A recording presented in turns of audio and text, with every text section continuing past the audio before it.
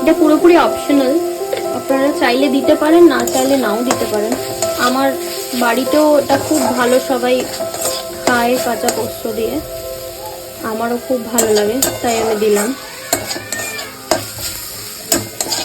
আমাদের শাক রেডি আমার আজকের ফার্স্ট রেসিপি, লাল শাক ভাজা। Hello everyone, welcome to my first blog talk